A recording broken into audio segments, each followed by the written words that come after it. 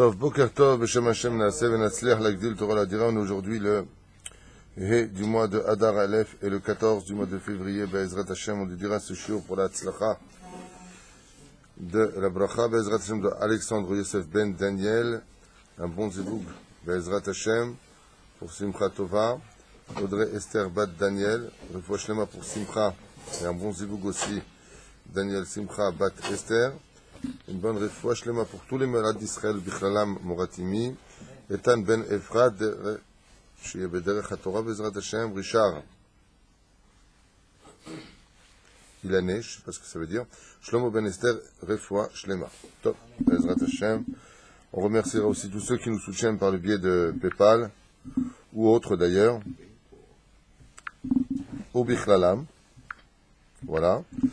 Alors, Yohan Lévy, Yael Teman, Be'ezrat Hashem, Didier Rakiye, David Attar, Diamyania Dimitrova, Pierre Youz, Plaz Your, j'ai oublié comment on l'appelait, mais je me rappelle qu'il a aussi envoyé quelque chose, Vechen Hashem Atov, Salom Bat Lea, Fouach Lema, Ve'eliaou, Safar, Shem Verechotam, Be'ezrat Hashem, Betor Charbene Israël. On est dans le dimanche, c'est ça, donc c'est pas les Yoetz. Grande réussite à David aussi, Bezrat Hashem. Tout ce que tu désires. Ah, Yitzhak. Yitzhak. C'est une longue histoire, Yitzhak. Yitzhak qui voudrait se mesurer à moi au ping-pong. Bon. Alors sache que le bois ne rend pas les coups.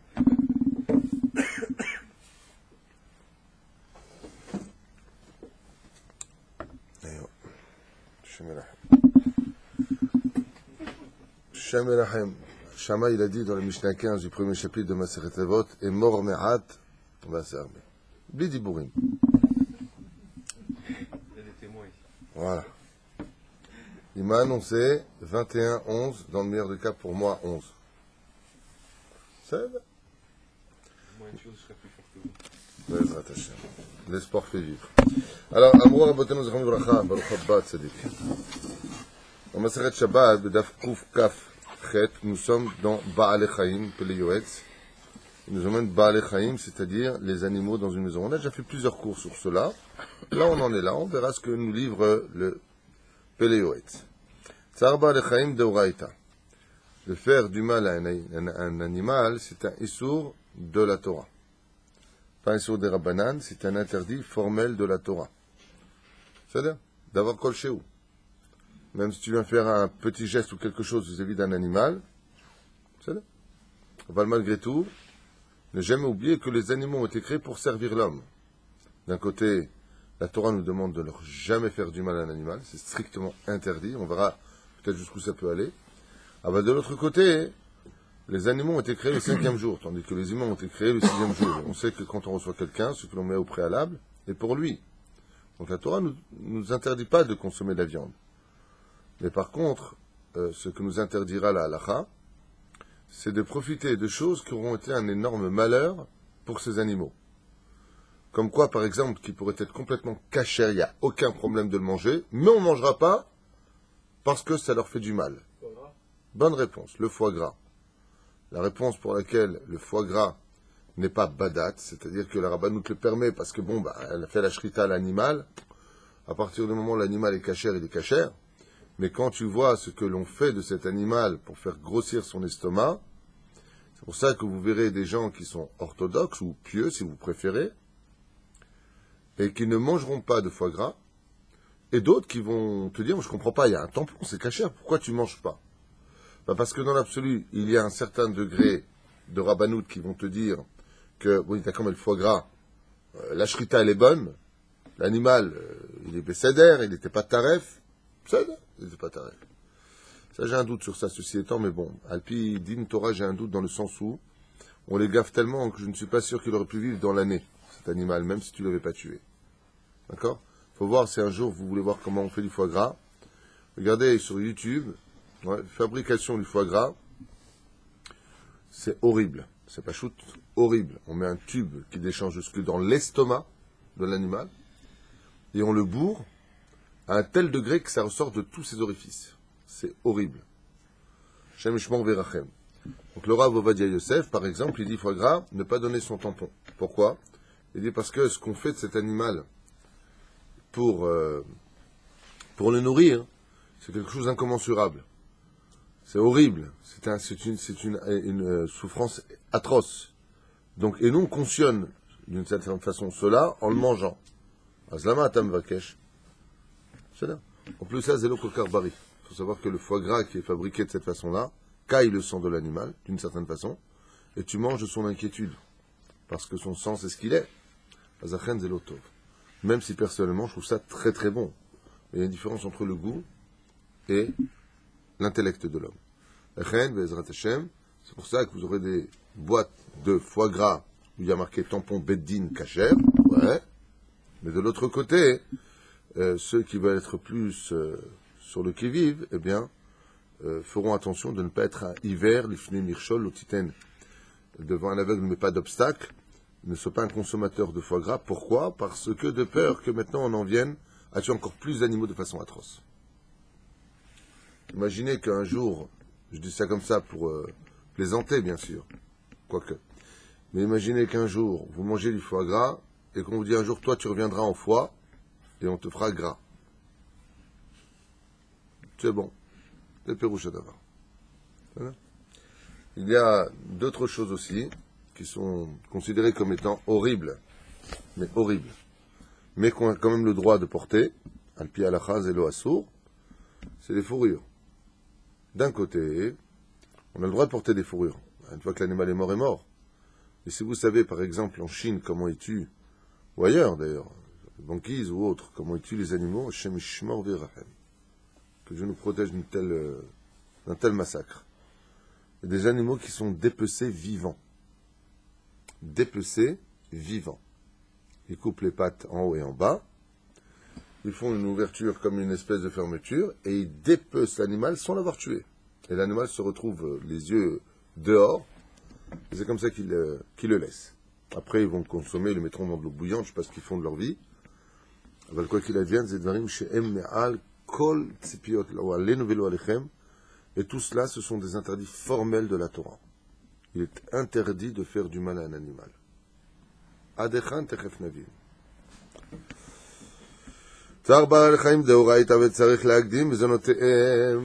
Et donc la Torah nous a mis en garde à un tel degré qu'on devra d'abord donner à manger à son animal avant d'aller manger nous-mêmes. Manger uniquement, pas boire. Comment c'est marqué dans le Shema Israël? D'abord tu donnes à manger à ton animal, et seulement ensuite tu pourras manger toi. Mais faites attention. À l'image des nations du monde qui, eux, des fois, préfèrent plus leurs animaux que les humains. Comme les Allemands, ils marchent Shemam V'Zechram, qui avaient plus de passion et d'amour pour leurs bergers allemands que la vie d'un être humain. Que Dieu nous protège d'une telle chose. Chaz V'Shalom. Il n'y a pas de problème de dire d'un côté que les animaux sont des êtres qu'il faut respecter comme toute chose. De l'autre côté, il y a des hiérarchies. Il y a le minéral, il y a le végétal, il y a l'animal et il y a l'homme. Chacun sa place. Ça, c'est une ordonnance aussi de la Torah. Donc, quand on te demande de respecter en dessous, elle essaie de m'amadouer pour que je laisse passer d'un point ou deux.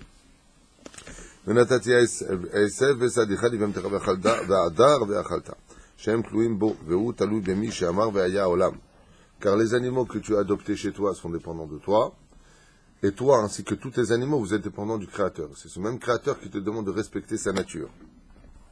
Alors j'aimerais juste faire une parenthèse quand même à propos de certaines personnes qui apparemment n'ont pas grand-chose dans le cerveau, sont les commentateurs de certaines émissions qui ont été faites sur les mashritotes.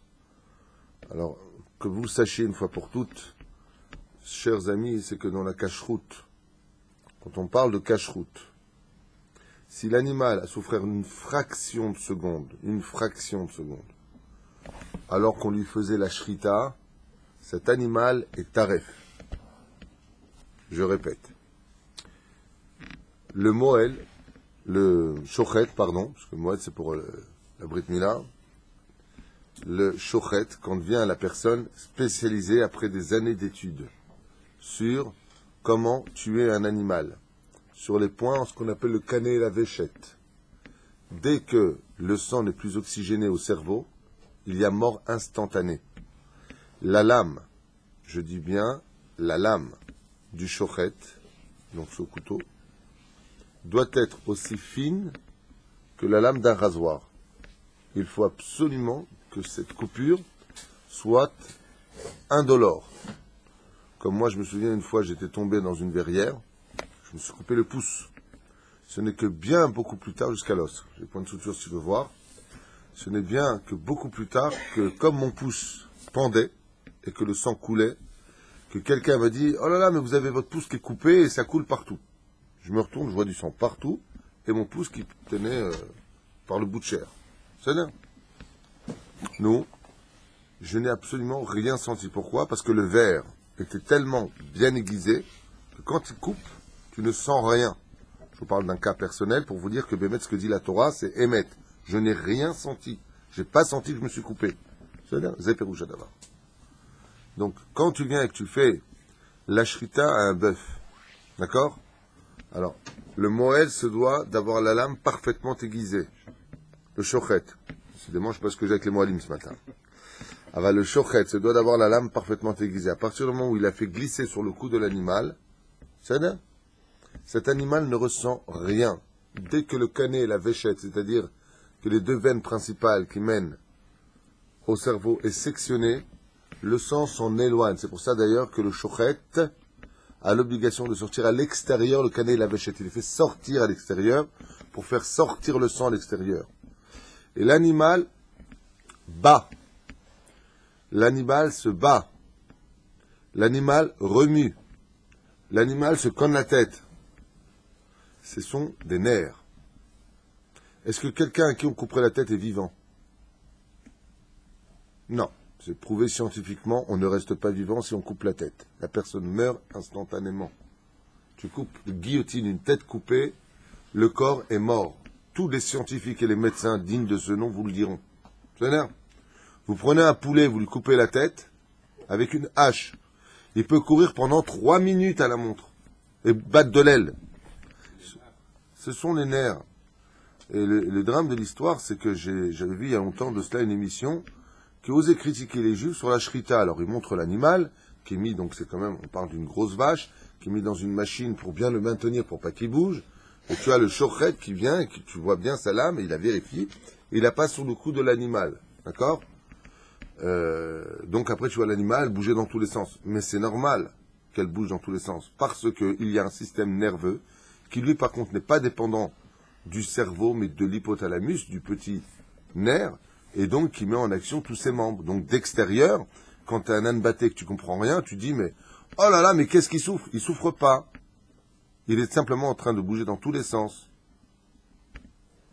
La Torah, elle te dit que c'est comme ça qu'on tue un animal, ni avec un coup de revolver, ni avec les couteaux que prennent certains bouchers qui font la shrita aussi. Il y en a qui les égorgent, mais c'est avec des couteaux normaux. Et là, l'animal, je peux vous affirmer qu'il souffre énormément. Il y a le système électrique au niveau du cerveau, où il donne un coup comme ça électrique et l'animal est sonné, voire tué, dans certains cas. Toutes ces morts-là sont des morts interdites. Cet animal est strictement interdit à la consommation.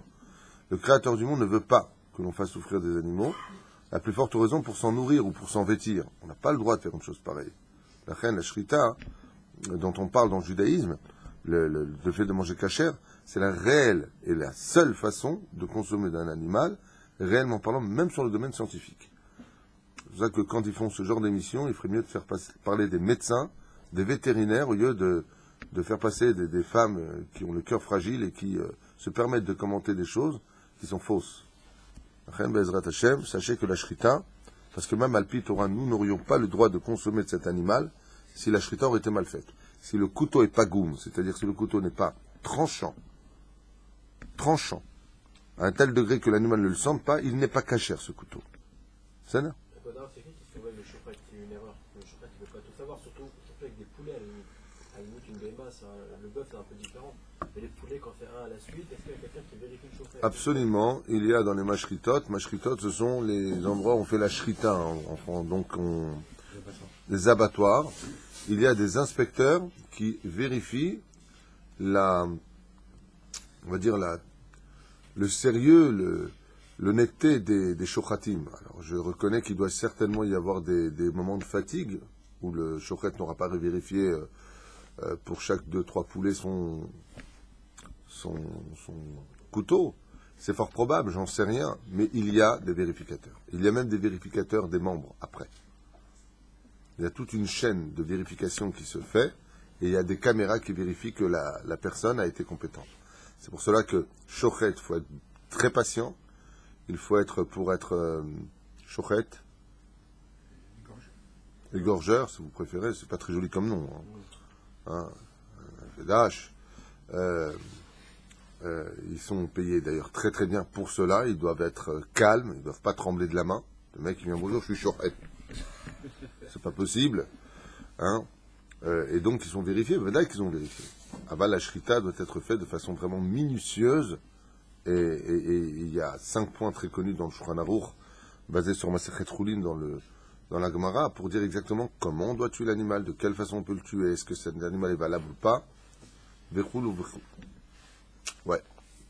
Donc sachez juste comme ça, mesdames et messieurs qui écoutez, pour ceux qui veulent s'intéresser, que la shrita juive est la façon de tuer la plus parfaite et la plus adéquate à la volonté divine. Qu'est-ce qu'il est un choret qui n'aurait pas les... Un quoi? Un choret. Yati krouji quel choret tarak. Choret. Hey. Ouais. Qui n'aurait pas la irat shamaïm. La irat. Pas français s'il te plaît, Adam, c'est mieux. Donc c'est-à-dire qu'il serait, bon, quand je dis qu'il n'a pas la crainte d'Hachem, c'est qu'il ne respecterait pas toutes les mitzvot qui lui incombent. Les Fiat Torah, est-ce qu'il pourrait être shochet de la même façon qu'un Shayar Tzibour? Il y a toujours eu des honnêtes et des malhonnêtes dans la vie. Est-ce qu'un shochet qui ne serait pas Yerei Shamaïm, moi j'aurais préféré pour lui qu'il fasse un autre métier, parce que d'être shochet, c'est prendre la responsabilité de toute la vie des autres et de leurs études. Un shochet qui ne ferait pas son travail de shochet viendrait non seulement l'O'alenu Alechem perdre son monde futur, mais il prendrait sur lui le péché de tous ceux qui ont consommé de cet animal qui est devenu taref, donc non consommable selon la halakha, et de qui plus est toute l'étude falsifiée, car quand on ne mange pas kasher, on ne comprendra pas l'étude pour la vivre. Donc il prend aussi sur lui cette horrible responsabilité. Il aurait mieux fait de changer de métier. Même si techniquement il est très compétent, il faut qu'il soit... Le fait d'être compétent est aussi important que l'Aïrat Shamaïm, car celui qui a de l'Aïrat Shamaïm, comme toi par exemple, imagine que toi qui as de l'Aïrat Shamaïm, demain t'es shochet. Ouais, personne mangera de ta viande. Parce que l'Aïrat Shamaïm ne suffit pas, il y a aussi le domaine technique. D'accord? Le mec, Adam, il va tuer un poulet, il va s'évanouir avec le poulet. Tu comprends? Il faut les deux. Il faut de la technique et beaucoup d'Aïrat Shamaïm. C'est là. Et là, il y a un contrôle de ce côté-là. Il y a un contrôle de ce côté-là. C'est-à-dire, très bonne question, est-ce que si le shochet, c'est-à-dire l'égorgeur si vous préférez, est vu en boîte de nuit ou en train d'embrasser une fille qui n'est pas sa femme ou autre, il est automatiquement disqualifié, car la conduite du shochet doit être parfaite ainsi que sa réputation. D'autres questions, Adam? Yofi. Le mec qui vient, il a le shochet. Ah, c'est le shochet qui? Le mec avec la blonde et la brune. On parle de bière ou on parle de vie? C'est la grande question. Tov. Alors, allez-nous l'alechem. וכבר סיפרו מעשה בזמן הארי הקדוש זכרונו לברכה באחד שנענש במיתת בנים על צער אפרוחים קטנים שהיה להם סל לעלות במעלה. אחר אימן ואשתו וגם בלית דעת הוציאה הסל ונענש וישמע חכם והוסיף לקח לקיים צוות רבי יהודה יחסיד. Il raconte ici combien un homme peut perdre son mazal à cause d'avoir fait souffrir un animal, comme ce couple qui s'était marié à l'époque du Hari Akadosh, et ils avaient déplacé l'échelle, ici il dit le sal, moi j'ai lu avec l'échelle dans un autre livre, ils avaient déplacé l'échelle du coq, et le coq n'ayant pas pu monter et rejoindre ses poules pour s'accoupler, portait plainte au ciel à cause de cette difficulté pour lui de rejoindre toutes les nuits ses poules. Le cri du coq a fait son appel dans les cieux et ça a bloqué le mazal de cet homme et de cette femme. Ils sont partis voir le Hari Akadosh, et le Hari Akadosh a dit remettez l'échelle à sa place et vous aurez des enfants. Et ainsi fut fait. Ils ont remis l'échelle à leur place et cette femme est tombée enceinte. Aval yoter misé v'techef nedaber. Il dit ici, savat Rabbi Yehuda Chassid shelo legadel efrochim klal. Comme Rabbi Yehuda Chassid qui dit qu'il est très déconseillé pour les juifs de faire grandir certains animaux, dont un particulier, ne jamais rentrer des frochim à la maison. C'est quoi des frochim? Des frochim, ce sont des poussins. Jamais rentrer des poussins chez toi à la maison. L'otov. Il y a aussi un autre animal qu'il ne faut jamais faire rentrer chez soi. Il amène des démons à la maison. Non. Non. Non. La belle-mère? Non. Tu fais rentrer la belle-mère, ça amène des démons. Et toi, ça te fait rire, le Marocain. Eh ben, dis donc. Que Dieu te bénisse. Alors? On n'a pas le temps. Comment on dit shed, en araméen? Pardon, c'est quoi le mot shed en araméen? Ça veut dire quoi? Chèvre. La aise. Jamais faire entrer un aise chez soi.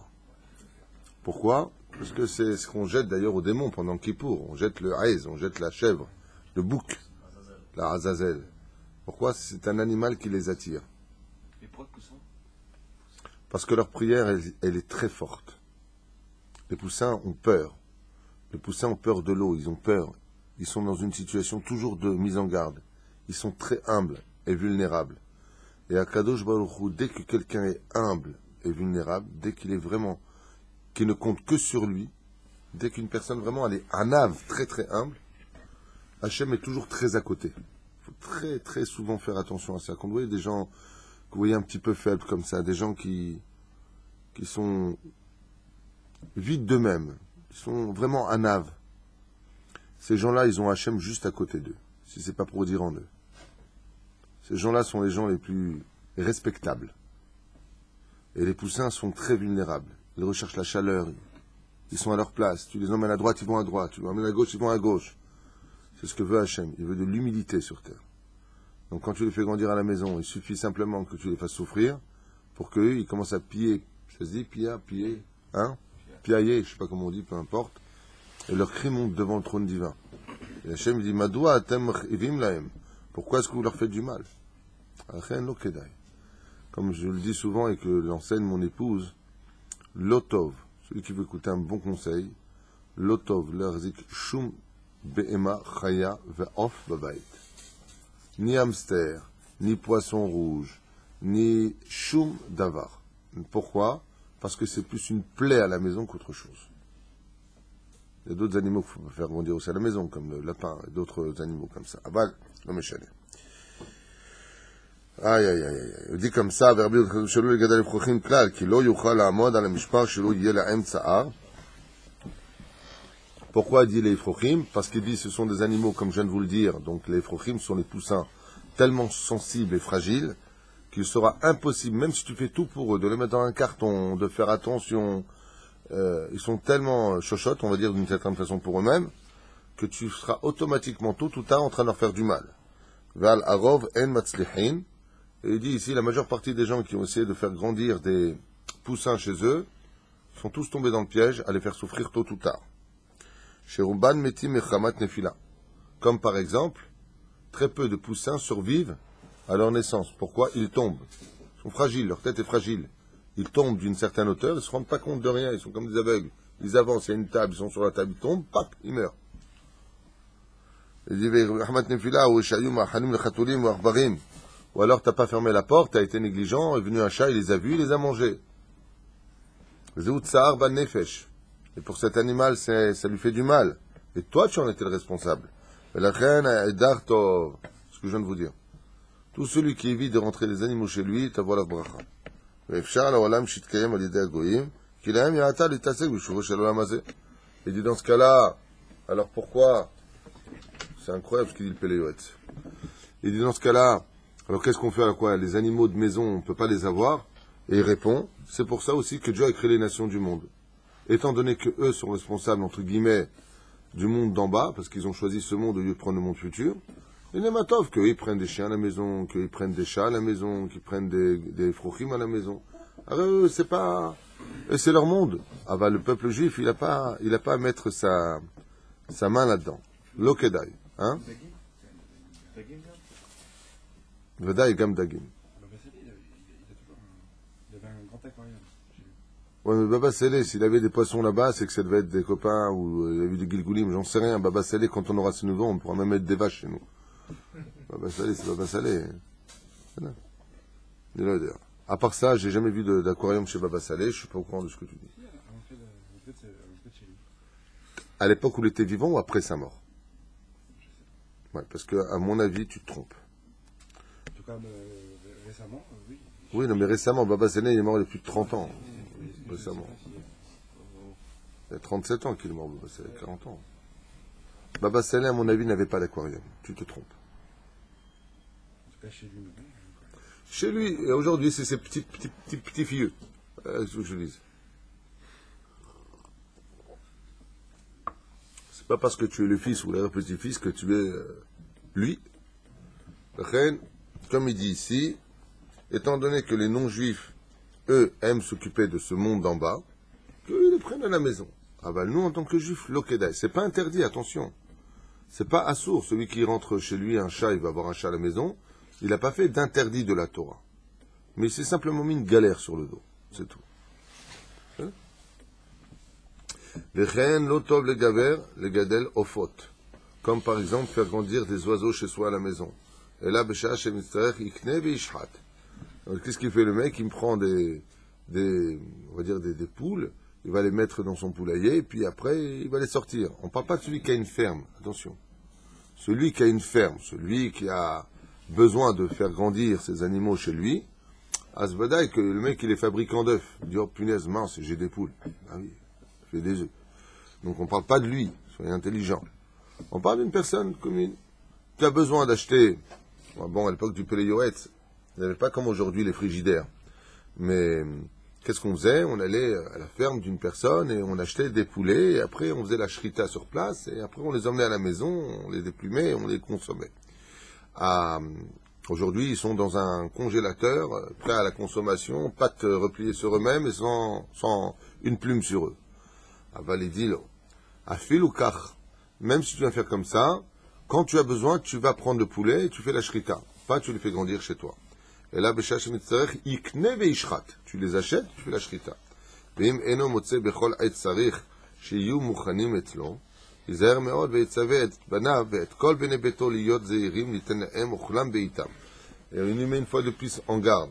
Et si tu as pas d'autre choix, parce qu'à l'époque, ta ferme, elle était très très très loin, ou ta maison était très loin de la ferme, plus exactement, et que tu avais plusieurs événements. Tu avais un Shabbat Ratan, le Shabbat après Kala, il y a plein de choses à faire. Et tu vas pas retourner à chaque fois. Il te dit, à partir du moment où tu rentrerais ces animaux chez toi, le père doit faire une réunion de famille immédiatement, en disant, nous avons acheté une dizaine de poulets, je vous demande de faire attention.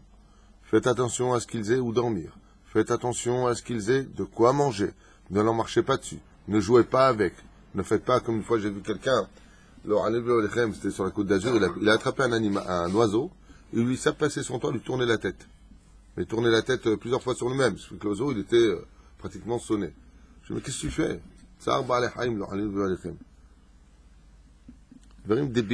Donc il dit ici, le père se devra faire une réunion en disant, faites attention, il y a un animal, l'olaziklo. Pourquoi? Il dit parce que la nourriture, maintenant que cet animal lui appartient, il en est responsable. Et sa punition, s'il fait souffrir cet animal, ne serait-ce que faire mourir de faim, cacher onsham. Mazé cacher onsham, sa punition sera très sévère. Sa knas, c'est encore autre chose. C'est pas tellement une grande punition. Mais à cause de ça, comme ici, cacher onsham. Il dit pas il sera puni des cieux. Il dit sa punition sera très sévère dans les cieux. Donc, qu'est-ce qu'il dit? Ah, dachnis. C'est chacham.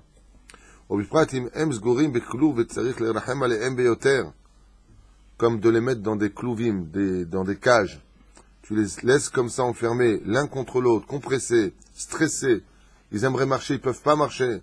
Et tu tardes à leur donner à manger, ou tu les laisses sous le soleil, les val, comme le Alinu velo alichem. Quand on voit ces grands semi-trailers, ces grands camions qui emmènent des milliers de poulets dans une caisse, on peut mettre maximum des fois 10 poulets. Combien ils en mettent? 16, 18, 20. Il faut savoir que ces gens qui font ça, ce sont des réchaïm. Les gens qui font ça, pire encore, quand ils les emmènent des fois sur la route, qu'est-ce qu'on voit? On les voit comme ça, serrés les uns contre l'autre. Le mec, il roule à 90 km/h et ses poulets reçoivent tout le vent ou la chaleur des fois de l'été. Ils les reçoivent sur eux. Tu vois, ils se pressent comme ça les uns contre les autres. Lo alenu velo alechem. Kama chamour hadavar hazeh. Ou alors ils font transporter des vaches dans des conditions horribles, sans sécurité. Alors, je ne parle pas d'ici, je parle de ce qu'on peut voir dans le monde entier. Et c'est horrible, horrible la situation. Le tsar Baal Chaim. Ils les laissent grandir avec des pustules, ils ont des fois Je parle pas en Israël, je parle dans le monde entier de façon générale. On voit des choses qui sont horribles, mais horribles. Shem Yishmor. Hein? Sur YouTube, j'ai vu qu'à Gaza, ils coupent les pattes pour le faire la shrita, pour pas qu'il s'en va l'animal. À Gaza, ils coupent d'abord les pattes de l'animal pour pas qu'il bouge, et puis après, Hashem Yishmor. Que Dieu nous protège de ça. Hashem Yishmor. ולהקדים זנותיהם לבל ייכשל בעוון צער בעלי חיים, et de veiller béhémet à ce qu'ils aient la situation la mieux pour eux. Donc à ce prix-là, la vérité, imaginez le mec, il a un aquarium avec un poisson rouge. Il a dit, tiens, je vais le mettre comme ça, c'est un anti-ainara. Ouais. Il a oublié de changer l'eau. Le poisson, il est en train de respirer, il fait ça. Il n'est pas bien, parce que l'eau, maintenant, elle est trouble. Qu'est-ce qu'il fait le poisson? Il souffre. Non, il va pas mourir. Et l'autre, il dit, tiens, Robert, il est en train de mourir. Robert, c'est le nom du poisson, hein, bien sûr. Ouais. Tu viens, tu lui changes l'eau.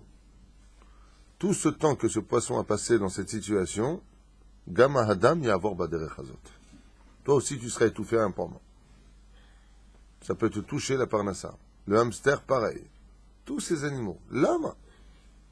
Grâce à Dieu, j'ai pas d'animaux et je vis très très bien. Il n'y a pas que les animaux, il y a aussi les plantes qui sont un problème. Mais bon. Les plantes, les vraies plantes. C'est pareil. Tu laisses ta plante mourir de soif, des fois tu pars 3-4 jours, tu reviens, tu l'as pas ensoleillée, tu l'as pas donné à boire, la plante porte plainte. Et la plante, elle a le dîne de Baal Chaim? Est-ce qu'elle a un dîne de Baal Chaim? Non. Elle a un dîne de végétal. C'est aussi de Raïta, végétal? Je l'ai pas lu.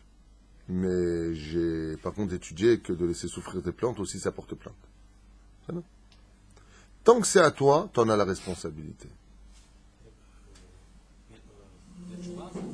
Tu dis? Oui. Il y a toujours tchouva à ça. Il y a tchouva. ומזה יש ללמוד לכל הסמוכים עליו, כגון בני ביתו ומשרתיו ומשרתי הקהל, שהם כתרנגולים סגורים בכלוב שעיניהם תלויות על הבעל הבית. זר להזדרז ולדחוק עצמו ליתן להם את אוכלם, די מחסורם בעיתם קודם שיאכל הוא. Comme il dit ici de faire un calva homer, si Dieu nous a demandé de faire très attention aux animaux, combien on se devra nous aussi de faire attention aux humains, à plus forte raison. ומידה שהאדם מודד בה מודדים לו, comme le marqué dans Megillah Yud-Bet Amud Bet, tout comme tu t'es comporté dans ce monde, on se comportera avec toi. גם השם ייתן לו די מחסורו, דבר בעיתו, והנה נחלקו הפוסקים, כי צער בני האדם הוא מדאורייתא, כמו שצער בעלי חיים, car de faire du mal à un homme est la même chose que de faire lo alin velo alechem, c'est un kal vachomer, bien sûr. Il dit non. Il dit plus, comme on a vu que de faire du mal à un animal, c'est un issour de la Torah, c'est un interdit de la Torah. À plus forte raison quand tu fais du mal à un humain.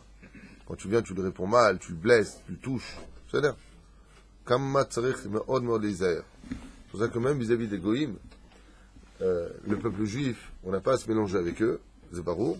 Aval de l'autre côté, tzarich mechabed otam. On doit les respecter, pareil. Tzarich me'od lizaer. Hors du kavod. כי יש אומרים שמכל שכן הוא, ויש אומרים דלא נאסר איסור זה דאורייתא אלא בעלי חיים, שאין בהם דעת לסבול ולקבל. טוב. qui dit seulement la différence entre l'animal et l'homme, c'est que quand tu fais du mal à un animal, il n'a pas beaucoup de moyens de se défendre, mais quand tu fais du mal à un homme, il peut te répondre, il peut même te répondre oralement ou physiquement.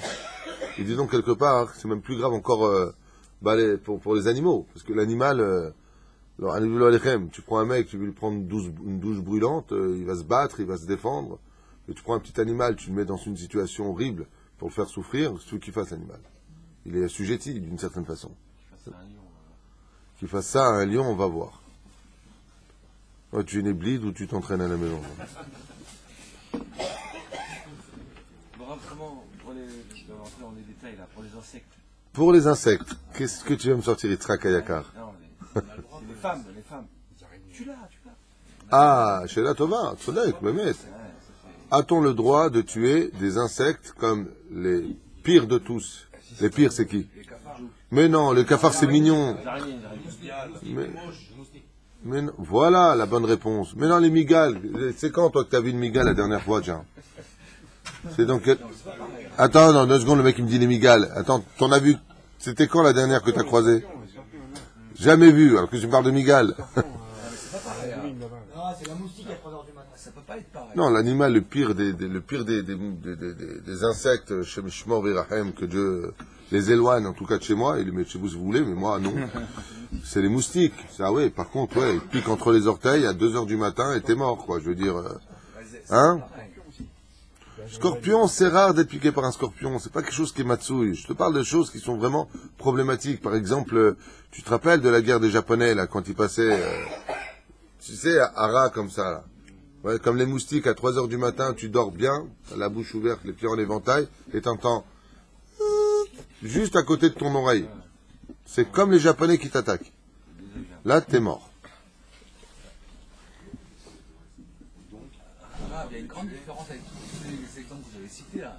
On les a pas invités chez nous. Mais ils sont pas à toi. Les moustiques, t'es pas éleveur de moustiques, toi, quand même. C'est chez nous.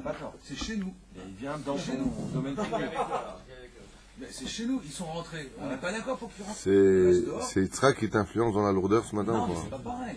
Là, vous parlez d'animaux qu'on fait rentrer. Mais je rêve. Le mec, il est en train de me dire, il est en train de me dire, t'as des moustiques qui sont chez toi, donc faut pas le faire de mal, ils sont chez toi. Non, Mais tu les as pas élevés. Au contraire, je les ai pas invités. Ah, tu les as pas invités? Mais oui, parce que toi, maintenant, tu les as pas invités, les moustiques. Non, voilà. C'est une caméra cachée, c'est ça, il y a surprise qui débarque. Mais si vous arrive. Adam me dit, mais je les ai pas invités, les moustiques. Mais on s'en fiche que tu les invites ou pas, le moustique, il a pas besoin de t'inviter.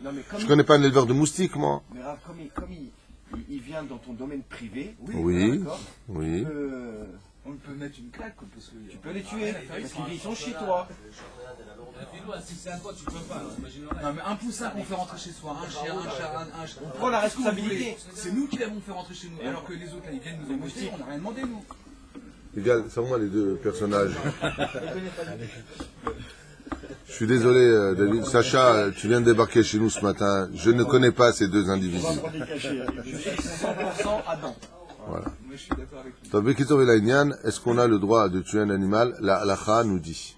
La halakha, parce qu'il y a deux déotes. La halakha, c'est les lois juives. À partir du moment où un animal est nuisible pour ta santé ou pour toi-même, tu as le droit de lui mettre fin à sa vie. D'accord? Donc tu as maintenant un moustique. Maintenant, les moustiques sont réellement très problématiques, sachez-le. Les moustiques font partie des animaux les plus dangereux du monde. Pourquoi? Non pas de par leur piqûre, parce qu'ils te piquent, après tu mets un glaçon pour essayer de calmer la douleur ou de la citronnelle, mais tout simplement parce qu'ils déplacent avec eux des virus. D'accord? Ils piquent, par exemple, une personne qui avait un virus, ils le sélectionnent à une quantité minimale que je ne sais même pas définir, ensuite ils vont retremper leur dard, leur aiguille, si vous préférez, leur langue par devant, ils vont repiquer. Avant de sucer le sang de leur victime, ils vont réintroduire ce virus à l'intérieur. En Afrique, en tout cas, ils se sont posé la question comment c'est possible qu'une épidémie, à l'époque, je ne me rappelle pas du nom, pouvait se déplacer aussi vite dans des régions à droite et à gauche. Ils se sont rendus compte qu'en réalité, c'était déplacé par des moustiques. Je parle d'une maladie qui avait été trouvée par les vétérinaires à l'époque en disant comment c'est possible, les médecins, pardon, non pas les vétérinaires, mais comment c'est possible de tomber sur de telles catastrophes d'une épidémie qui s'est propagée aussi vite. En réalité, c'était les moustiques qui déplaçaient. Ça, c'est la première des choses. Le deuxième cas, c'est qu'il y a des gens qui sont allergiques aux moustiques, comme moi. moi je suis très allergique aux moustiques. Une me pique, ma nuit elle est foutue. Donc c'est bien, je fais mon petit coup de khatsot, je vais étudier jusqu'au matin, et je les maudis. Non, mamash, Nora Ve'ayom. Hein? Allez, voilà, un autre but. Tiens, viens, encore un troisième bleed, viens à côté d'Adam. J'ai pas assez de cachette. Il n'y a pas assez de cachette. Hein? Mais je maudis pas les moustiques. Je maudis juste celui qui m'a piqué.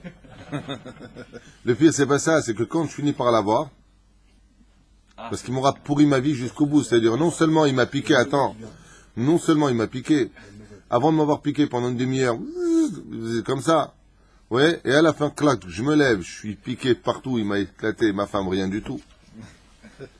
Trop mince. Donc il n'y a pas de bassard.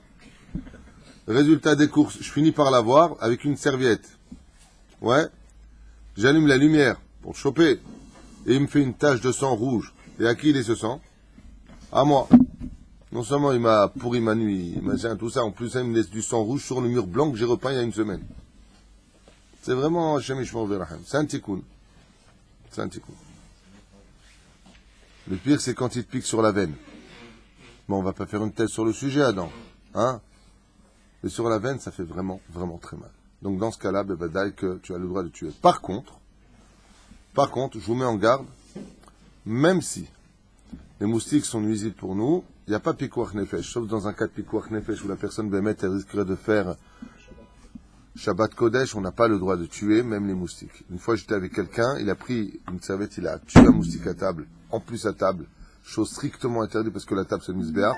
Tu tues un animal tamé sur la table, mais en plus Shabbat Kodesh, mapitom. Ce que tu as le droit de faire, c'est ouvrir la fenêtre, mettre du produit à côté de l'animal et non pas sur l'animal pour le faire fuir. Ah ben, il est strictement interdit de tuer un moustique. Par contre, si on parle d'une araignée venimeuse à la maison, surtout quand on a des enfants, une fois à Shabbat Kodesh, il y a très très longtemps de cela, et juste à côté de la maison, il y avait une araignée un peu bizarre comme ça, pleine de poils, de gros crochets, je ne sais pas d'où elle sortait, et elle était dans le Khatser, près de la maison à Yerushalayim, mais il y avait des enfants à côté. Dans un cas pareil, j'ai pas hésité. J'ai pris le balai, j'ai essayé de la sortir dehors, elle est re-rentrée à la maison, j'ai mis fin. Je l'ai poussée. Je voulais pas la tuer au début. Allez, vas-y, va-t'en. Aval, l'araignée avait décidé de prendre place dans le Khatser, là où jouaient mes enfants. C'était une mauvaise araignée, je peux vous l'affirmer. Dans ce cas-là, pikuach nefesh, je peux y mettre fin. C'est tout, je dois arracher les crochets. Ouais. Bah oui, comme ça, c'est comme une personne qui n'a pas de dents, ou y mettre fin. Dans ce cas-là, à partir du moment où il y a un danger, comme une personne qui trouverait un nadal à la maison, un nadal, vous savez c'est quoi? Un nadal, fait partie de la famille des scorpions. C'est l'animal qui fait le plus de morts. Tu regarderas dans le Larousse, c'est l'animal qui crée le plus de morts chez les humains, le nadal, plus que les scorpions. Hein? Nadal, ça ressemble à une gourmette tunisienne. Au niveau, c'est une gourmette en or, avec des pattes très épaisses de chaque côté. C'est comme un mille-pattes, et ça a un crochet derrière, et si ça te pique, Habibi, t'es mal barré. Alors, concernant le moustique, il y a une alerte sur un moustique à Tel Aviv qui véhicule une maladie très grave. Ça, on le sait que les moustiques véhiculent une maladie très grave. Ça y est, il y a plus en effet, on peut tous les tuer. Top, même au Mexique, il y a eu ce problème là récemment, les moustiques ont véhiculé un virus. Oui. Top, rapportage, nous on avance. Le cafard, si on ne tue pas, la femme, c'est pas possible. Alors, le cafard, oui, effectivement. Impossible. Alors, le cafard, c'est un problème. Le cafard, c'est plus une question de shlom bayit que... Parce que c'est un animal qui est très bizarre, le cafard, parce qu'il a eu le malheur d'être né moche. C'est quand tu prends un cafard, il a des pattes qui sont dégoûtantes. C'est un animal qui dégoûte, qui fait peur. Et je n'ai pas compris pourquoi les gens ont plus peur d'un cafard que d'une araignée ou de... Je n'ai pas compris. J'ai pas compris. Un cafard, ça fait rien du tout. Prenez un cafard un jour dans la main, ça fait juste à l'intérieur. Mais je vois même des hommes hurler « Un cafard !» Alors c'est sale. Mais moi, j'aimerais juste vous mettre au courant, pour que vous le sachiez une fois pour toutes. C'est vrai que quand tu vois le cafard de par lui-même, c'est pas très esthétique en dessous. Quand tu prends un cafard, tu le retournes, c'est pas esthétique. C'est répugnant. Même comment il ramène tout à lui comme ça, on voit bien les choses avec. Essayez de prendre un microscope et d'observer une mouche comment ça mange. Regardez sa bouche, et puis après vous viendrez parler qui est le plus dégoûtant. Au niveau des microbes, une mouche déplace plus de microbes qu'un macaque, on dit en hébreu, comment tu dis? Le cafard, ouais. Et c'est pas pour rien qu'on l'appelle en français le cafard, parce que c'est vrai, il met le cafard. C'est un animal qui représente les forces du mal, pour certaines personnes, en tout cas pour certaines mythologies. Là où tu vois des cafards, en général, Aval Miskin, c'est un animal qui a une petite carapace, il se pose, tu le prends, tu l'enlèves. Mais les gens, ils hurlent. Moi, j'ai un frère, il voit un cafard, il monte sur une chaise. J'ai pas compris. Dans le Guéhinam, on parle d'insectes ou pas? Il y a des insectes dans le Guéhinam? Dans le Guéhinam, est-ce qu'on parle d'insectes? Oui, on parle de 2 animaux, pas des insectes. On parle de 3 animaux dans le Guéhinam. On parle des serpents, on parle des scorpions et on parle des araignées. C'est pour ça que, par contre, il est très recommandé par la loi juive de retirer les courets à craviche de la maison, surtout les vendredis. Les araignées sont symboliques de force du mal dans la Torah, et c'est pour cela qu'il faut toujours s'en débarrasser, les faire sortir. On raconte du Hari Akadosh qu'il n'a jamais tué un animal de toute sa vie, ni un moustique, ni une mouche, ni quoi que ce soit. Jamais. À son niveau à lui, il voyait des choses que nous on ne voit pas. Et de l'autre côté, je pense que l'animal, il voyait le Hari Akadosh aussi, donc il ne s'approchait pas trop non plus. Alors, quoi qu'il advienne, Zeken, il est moutard de se débarrasser d'un animal nuisible à la maison. C'est là. On raconte comme ça, Maaseh Shaya Rabbi Yehuda Anassi. Rabbi Yehuda Anassi alav Shalom, la Gemara nous raconte qu'un jour, alors qu'il montait vers le mont du temple, de la mashrita, d'un abattoir, il y a un veau. Il y a un veau qui a réussi à s'échapper, un jeune veau, comme ça, il a couru entre ses jambes pour être protégé de lui. Pour être protégé par lui. Et qu'est-ce qu'il a dit, Rabbi Yehuda? Il a dit qu'il écarte notre sarta. Tu as été créé pour ça, donc retourne. Cet animal a été emmené à l'abattoir, a été égorgé.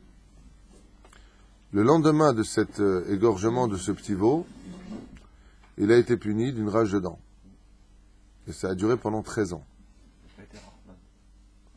Et dans les cieux, on lui a dit à Rabbi Yehuda Anassi, c'est vrai que cet animal, il devait être égorgé pour être consommé à la table de Shabbat, mais il est venu vers toi. Il t'a demandé un peu de temps. Pourquoi t'as pas eu pitié de lui? Après ces 13 années, il a vu sa femme de ménage courir avec le balai pour frapper des petites souris qui venaient de rentrer dans un trou, chez lui à la maison. Qu'est-ce qu'a dit Rabbi Yehuda Anassi? Laisse-les. Donne-leur à manger, laisse-les. Sur place, sa rage de dents a cessé. Une rage de dents qui n'avait pas cessé de l'agacer. Donc quoi que la rachmanout de Baalet Tsar Bar Chaim est importante. C'est là. ועל כל פנים נקוט מיד צער ילדים קטנים שאין בהם דעת ומדאורייתא וצריך להיזהר מאוד שלא לצערם. Il dit plus forte raison, une fois qu'on a bien compris l'importance de cela, de ne pas faire de mal aux petits enfants qui n'ont pas encore de da'at, comme les nourrissons. Ils sont petits, qu'est-ce que tu leur fais du mal? Pourquoi tu ne prends pas soin d'eux? Pourquoi tu les laisses constamment pleurer? De l'autre côté, on ne peut pas non plus tout prendre tout le temps l'enfant dès qu'il pleure. Mais il dit ici, combien il est important chez Enaim Da'at. Il dit, les petits-enfants, ils sont dans l'état des animaux. Ils ne peuvent pas faire autrement. Si l'araignée, elle savait que tu allais le tuer, elle se barrerait de la maison. Tu dis, ne me tue pas, je m'en vais. Mais elle ne sait pas. Il dit, c'est pareil pour les nourrissons. Il dit, la reine, avant de tuer, je vous le dis comme ça, si vous n'avez pas le choix, si ce n'est que de mettre fin à la vie d'un animal, d'abord, sortez-le avec le balai, ouvrez la fenêtre, donnez-lui une chance. Si vraiment vous voyez qu'il n'y a rien à faire, alors, si vraiment il nuit, vous pouvez y mettre fin. Si vraiment il nuit, je parle de, vous nuit réellement. Ah bah si vous avez la possibilité... La semaine ou le Shabbat? Non, le Shabbat, c'est évident qu'on devra tout faire pour le laisser partir vivant. On n'a pas le droit, sauf s'il y a Pikuach Nefesh. Aval, dans le cas échéant de la semaine, si vous avez la possibilité, par exemple, il y a un Nadal, vous le prenez dans la pelle, sans vous... C'est-à-dire, vous pouvez le jeter très très loin dans le désert ou quelque part où il ne sera pas nuisible pour les autres, c'est mieux que de le tuer. Pourquoi? Parce que chaque animal sur Terre, à plus forte raison les hommes, s'ils sont nés, c'est qu'ils ont une mission sur Terre, ils ont un but sur Terre. C'est là? Pas de problème pour le rissous? Il n'y a pas de problème pour le rissous. Vous avez le droit de faire l'agdim, le rissous pour l'animal. Il n'y a aucun problème. Celui qui veut faire très bonne question, plaisir au bout d'une heure, mais c'est Adam. De mettre du rissous. Alors le rissous, c'est quoi en français? C'est pour éloigner. Non, mais ça porte un nom. C'est pas dératisation, mais c'est Désinsectisation. Ouais, désinsectisation. Désintoxication. Non, désinsectisation. Désinsectisation. Uf. D'accord? Est-ce que j'ai le droit de le mettre au sol? Oui. La réponse est oui. Et les animaux, d'ailleurs, vont mourir les uns après les autres, mais en réalité, ils ont une chance de s'en sortir. Moi, je peux vous dire que j'ai vu de mes yeux certaines, par exemple, pour les fourmis, elles avancent et elles font demi-tour. Mais tu en as d'autres, bleed, elles avancent et elles veulent avancer. Et après un certain temps, elles meurent. Ah bah, si tu les... Non, ben, il n'y a pas de problème. C'est des fourmis suicidaires. Mais ça, c'est pas de ta faute. כמו שכתוב בערב וערב, ולא תצייר שום גברא כי האלוקים יביא במשפט על כל נעלם. C'est pour ça qu'il dit que sur chaque détail de malheur que tu auras provoqué chez un animal jusqu'à l'homme, tu en rendras des comptes devant l'Éternel.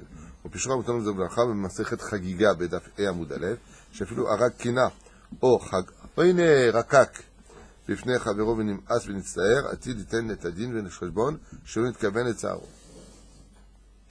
Comme de tuer un animal stam. Tu vois un animal qui passe comme ça, comme on va dire tout à l'heure vous avez dit quoi, un cafard. Maintenant il ne te dérange pas, il est pas... Tu viens stam, tu le tues. Ou stam, tu vois une araignée comme ça dans la forêt, tu la tues. Alze adam iten din vecheshbon. Si cet animal n'a rien avec toi, s'il ne te fait pas de mal, stam tuer un animal, il faut savoir que devant le trône divin, tu passeras pas ça facilement. Tu auras des comptes à rendre sur pourquoi tu as fait du mal à cet animal, pourquoi tu lui as retiré la vie. Le Madavardomé, c'est ce qu'il dit ici, parce que toute la nature et les hommes appartiennent à Dieu. De quel droit tu te permets de toucher ce qui ne t'appartient pas? C'est à Hachem. Donc de chasser pour le coup, ça si on compte pas les manches derrière. Quelqu'un qui irait chasser pour le kiff et qui ne compte pas manger des animaux, le Vadaï qui rendra des comptes, et je suis certain que lui-même sera un jour une cible. La doug, Zebesed Gamour. D'ailleurs, tu le vois, les vrais pêcheurs, quand ils pêchent un poisson, si c'est un poisson qui n'est pas consommable pour eux, ils ont l'amour de la nature, ils le relâchent. Mais si tu vas pêcher pour manger les revots de Shabbat Kodesh ou faire un bon repas, c'est pour ça que la nature est née. Il est là-bas le pêcheur. Hein? Toi aussi, tu es un pêcheur. Et la fête,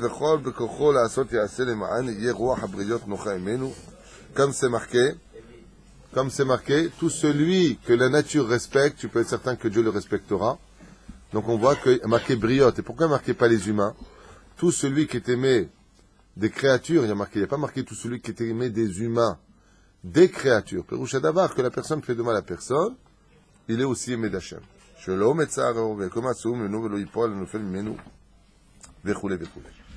avez des questions, une conclusion à me donner? Bon, c'est une étude simple, banale qu'on va faire sur le Péléoetz du dimanche, le Moussard. Mais Adam dit qu'il n'y a pas plus donc écologique que la Torah, il n'y a pas plus respectable que la Torah. Et juste, on a remis quelques points sur les i avec le foie gras, avec les fourrures. Je vous affirme une chose, c'est que si réellement, avant de manger ce foie gras, on voyait l'animal, combien il a souffert, on ne le mangerait pas. Et combien, quand on mettrait un manteau de fourrure, si on voyait cet animal le mettre, comment il est tué pour qu'on puisse porter cela, combien bémet on aurait honte à la limite. Ceci étant, une fois que cet animal a été tué, alors la fourrure elle est là, et Nematov Manaïm. Mais grâce à Dieu, nous les Juifs, nous avons Eret Israël, et de mettre une fourrure en Israël, faut être fou. Donc de toute façon, le cuir... Non, c'est pas la même chose. Non, c'est pas la même chose. D'abord, moi j'ai travaillé dans le cuir, je peux t'en parler longtemps, parce que j'y ai travaillé longtemps en France. D'abord, c'est pas la même chose, parce que le cuir de l'animal, comme l'agneau trempé, l'agneau plongé, sont des animaux qui sont d'abord récupérés de l'abattoir. On va pas tuer l'animal, on tue pas le mouton, l'agneau pour ça. Non. C'est tout un processus où à l'abattoir, une fois qu'il a été tué pour être consommé, on prend sa peau qui va être vendue. On prend ça qui va être... Remettons les choses dans leur contexte. Par contre, pour la fourrure, le chinchilla ou je sais pas quoi, tous ces petits animaux de rien du tout ne sont tués que pour cela. Et là, encore une fois, est-ce qu'on a le droit dans l'absolu? Oui, mais la façon dont c'est fait, mais c'est horrible. Si tu veux prendre quelque chose d'un animal, d'abord mets-le à mort et ne le laisse pas souffrir, de telle façon à ce qu'il ne soit pas chas v'shalom dans cette situation. En d'autres termes, vous savez, on a posé la question à Hillel. On lui a dit, apprends-moi toute la Torah sur un seul pied. Il a répondu exactement tout ce que l'on vient d'apprendre en une seule phrase. Ne fais jamais à autrui ce que tu n'aurais jamais voulu qu'on te fasse. Kol Tov.